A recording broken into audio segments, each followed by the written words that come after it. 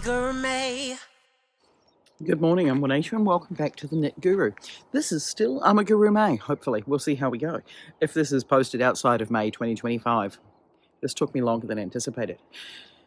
Did you know that the National Park Service has crochet patterns? I know, right? The National Park Service has crochet patterns. Now, the cool thing about the National Park Service, this is the American National Park Service, is that these crochet patterns are written by park rangers. So, are they good? I don't know. I'm going to find out. More importantly, they're just cool. They're fish. So there's two of them that I want to have a look at. The first one is a halibut, which is like a flatfish, and we've got pataki or flounder that live around here that is the same sort of flatfish where like they're really flat and their eyes are both on the top and they're kind of awkward looking fish. I'm going to make one of those. Now that one requires having brown yarn. So we know that my stash of brown yarn is limited. There's brown yarn and then a belly. So I've got this from my mother's stash in the vintage yarn category.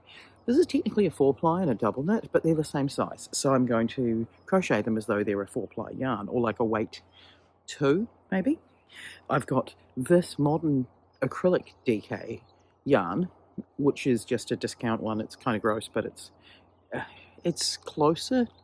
It's a thick weight 3, maybe even a weight 4, depending on the day. But I've used it interchangeably as both. And then I went to Wellington Fibre Fest, and you'll see the full video of that coming up probably after this one. One of my goals was to get a thick brown yarn. I have a hand-spun brown yarn. I think it's a wool alpaca blend. It's spun from the fleece. I met the lady who spun it. She was very cute. And I'm going to attempt to turn this into a halibut. Why am I trying to make 3 halibut, you say? One of the things that intrigues me most about these patterns is that it doesn't tell you what gauge, what size hook or yarn to use. It just says use a hook appropriate to the yarn. And then at the end of it, you can look up the size of the fish as if you were fishing for it to find out whether or not you're allowed to keep it. That intrigued me. No end. The other one they've got is a walleye? I don't know the fish at all. And it requires a variegated yarn. I don't have many variegated yarns. I don't have many green yarns. I found this when I did the cactus socks last year, that I don't have green. I just don't. But in my mother's stash, there's a slightly variegated grey, purpley. This has been used on the emotional support chicken. It's been used on the emotional support duck. And I'm going to use this on a halibut. No, not the halibut, the walleye. This one's crocheted in the round, and the other one's crocheted flat. And I'm going to attempt to do that in my downtime at Booktown, where my vest is getting a lot of attention. This is now the 3rd day in a row wearing it, and random strangers have photographed my vest quite a lot. So, you know, attention seeking at its finest. Yes, so that's the plan. We are going to make a walleye, fish, and a halibut, and we're going to see whether or not they're large enough to keep. There's also other crochet patterns on their website. There's one for a beaver. I might try the beaver maybe in the brown. We'll see how we go. Yeah. Now, I'm not going to take stuffing with me today. So when it gets to the point where things really do need to decrease or start stuffing, I will just stop at that point. But that's my plan. Later on today, I also need to bring in the butternut pumpkins because we've officially had our first frost. Ducks. And the pumpkin plants have all died off, so I can see where all the pumpkins are. But I don't want them to get frost damage. So I need to just get them in and get them someplace dry to store. And then remember to use them all. I'm not going to get through this many. There's quite a few. Anyone want a pumpkin? I think I'm going to be giving away pumpkins. Butternut squash sauce, yes. Right, so let's get on and get moving and start sorting that sort of thing out. Right, here we go. No, it'll only be listing. Right, this pattern's been crazy so far. It starts here, circular, and then it goes sort of back and forth. Each row seems to have a random number of like double crochets, single crochets, half double crochets, increases, decreases. I mean, I guess it's fishy shaped. For a while there I thought I knew which side was the top and which side was like the bottom, but now I don't. It's definitely not a pattern that you can just go, oh, okay, shut off and just crochet. It's requiring a lot of focus. Yeah, right. It also doesn't help that this yarn is kind of fuzzy, so it's hard to see the stitches. And going back and forth, you're going in the backs of them all the time. But we'll see how we go.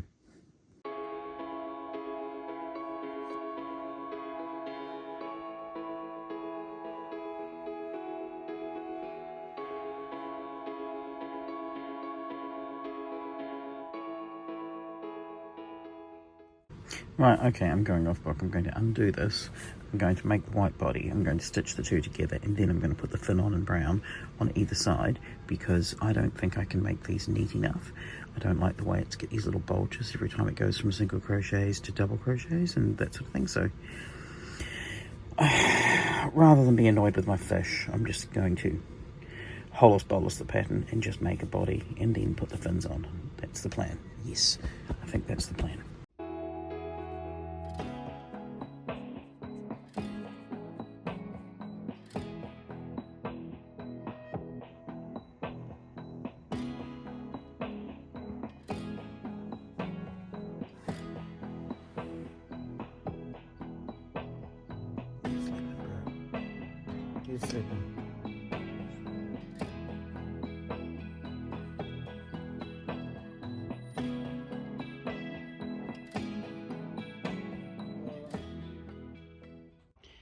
I have been so sick, and this much has taken so long, and I've now given in and taken a day off sick for work, and I'm just sick in bed, and that's where I'm going to be.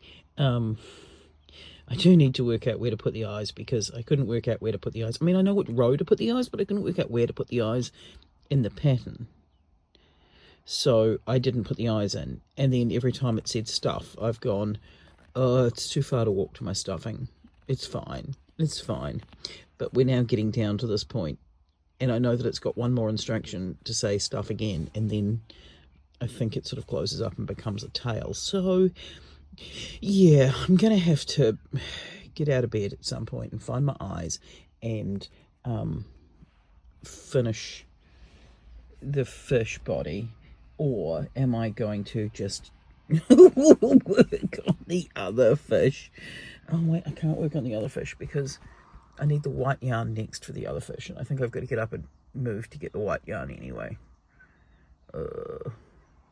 Either way, I'm going to either have to get up and sort the eyes out for this one and the stuffing, or get up and sort the white yarn for this one and get stuffing, or I'll have another nap. A nap might win, actually. We'll see how we go.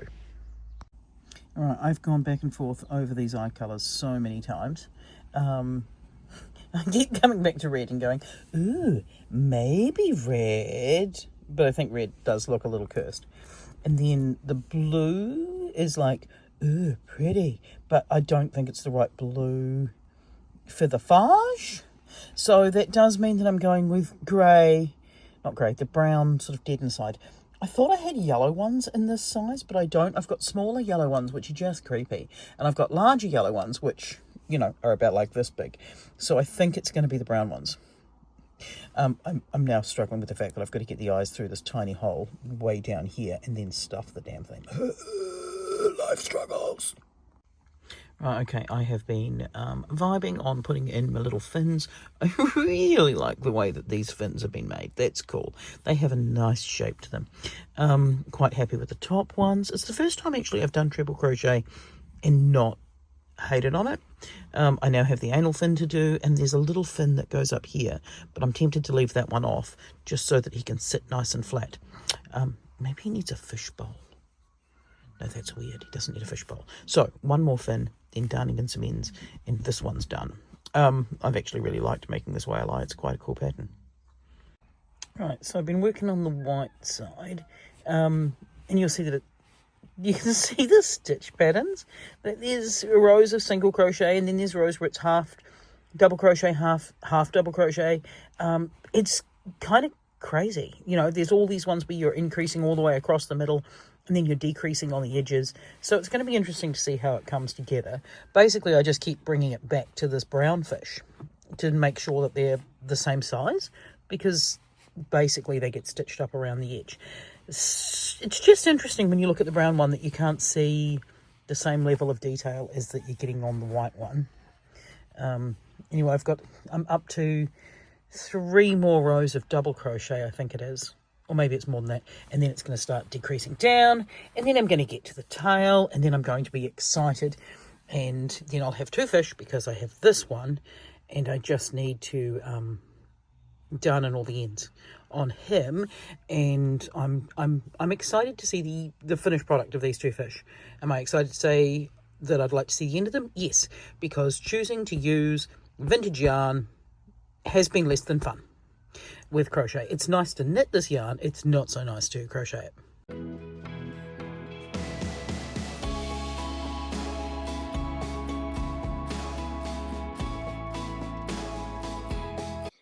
All right, good morning. This is my update on my fish vlog, but more importantly, here we go. We're going to be doing our update from the new house. Is it finished? Well, no, but I'm just really excited to, well, just be here. So I'll show you around. No, I'll just put you down and there'll be a tour later on when there's a roof or something. I am acutely aware that this is really silly. I'm also acutely aware of the fact that there is a slight breeze that's blowing through, and that I haven't done anything to do with the microphone. Anyway, here are my National Park Service fish. So they're completely different. This one here is the halibut, which I have to keep reminding myself what it is, because to me it's a flounder. It looks a lot like a flounder or a pateki. This one was an interesting one because the construction is flat, and you make the side in brown and then you make the side in this whitey colour, and it just so happens that, of course, how much brown yarn do I have? I don't have brown yarn. I think I've got 1 ball of brown acrylic that I bought to make, was it Pesto the penguin, the baby penguin? And I didn't use a lot of it because I just did his head in the brown acrylic. And then the rest was like a fluffy one, but I don't even know if I've still got the fluffy one. This is from my mum's stash, which felt like it was the right colour, and so's this, because these are not colours you're going to see in this house, that's for sure. There's this running joke with a friend of mine about how everything they've got is white with black accents, and I'm like, not going to have those colours in my house, just quietly. I've tried to pick my colour palette from the sunset, so that should tell you something. Anyway, what did I like about this one? This one was interesting because it's a fun construction. It is quite hard to see on the brown side, but if I show you on the white side, there is such a mix of single crochets, half double crochets, double crochets, rows where it's half and half and then goes smaller. There's some treble crochets at the ends, there's some slip stitches. Like, it's a really different construction. It goes that way up. I think it goes that way up. Working out which way is up was quite challenging. There are still some pieces, because of the double crochet, that feel like, well, you can see the stuffing through the middle, and there's a few bits that I feel like I do want to go through and just put another stitch in, just so that it's a little more secure. So it's quite, I wouldn't say understuffed, but it's definitely understuffed. Oh wait, we're just going to see if the dog can work out. What are you doing, boy? Rocky, hi, hello. I just gave him his breakfast, and then I came up here, and he normally goes to the bathroom in the morning and then hangs out with me, but he's been running around trying to find where I am. Poor boy. Anyway, that one was a lot of fun. The cool thing about this one is when you get to the end of the pattern and it says, is it smaller than you thought, you can blame the such and such a mite or algae or something. There's some sort of pest that gets the fish and makes them undersized, which that was interesting. And then there's the walleye. I feel like I do have a very tight tension when it comes to crochet. So I was not expecting this to be big, but I was expecting it to be a bit bigger than this, particularly when I got through the head portion.